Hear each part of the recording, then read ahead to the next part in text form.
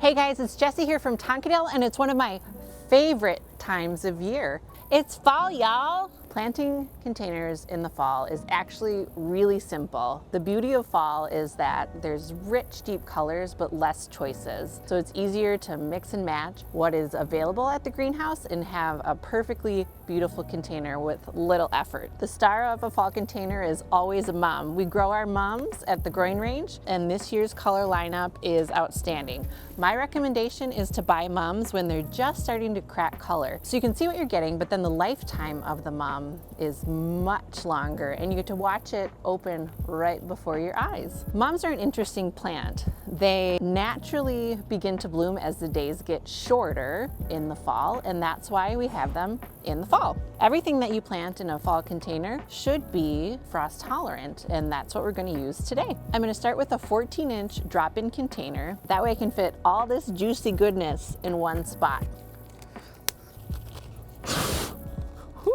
Who has tiny hands? All right, I'm gonna start with our Tonkatera potting mix. This is great for outdoor containers, also for amending garden beds and in raised beds. One bag of Tonkatera generally fills two 12-inch pots. So if I was doing two 14-inch containers, I would need 2 bags and I would have a little left over. Let her rip. I'm gonna start with my mum. This one is called Copper Coin Bronze. It's gonna start out pretty orange and fade into a bronzy bronze. Coppery bronze, copper coin, like a penny. The roots on these things are massive. They basically take up the entire pot. One thing you'll see a lot is crispy mums on people's front steps. That's because these things are so root bound. As we take them out of their pots, if you bust up those roots, it'll give them a chance to get in that new soil and take up water.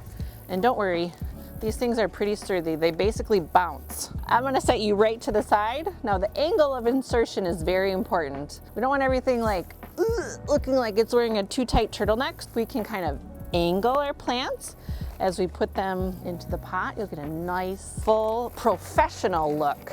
I always love the kale or ornamental cabbages. This one's called Ruby Perfection, and it's like all headed up and looking a little bizarro, but really cool. Kale's awesome because as the nights get cooler, the colors get richer. So you'll see that purple color really intensify as we cool down into the fall. Look at that. Holy root ball.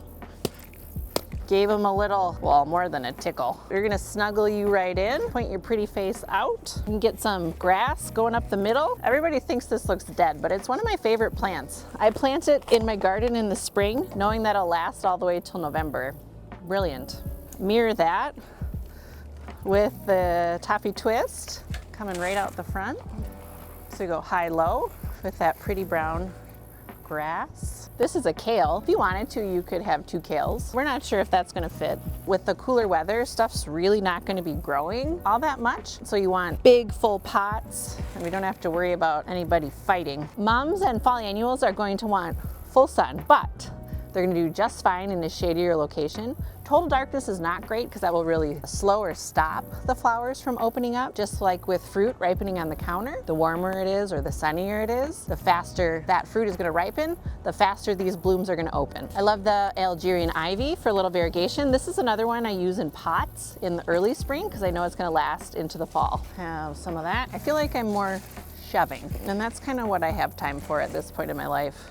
Lastly, I think I have room for the ornamental peppers. This one's really cool. It's called Purple Flash. Now, peppers are a little more sensitive to a frost, but they do tolerate colder temperatures. I love this variety because it's really archy and it's gonna fill up a good amount of space over here. All right, let's just add a little bit of potting soil, get everybody snuggled in.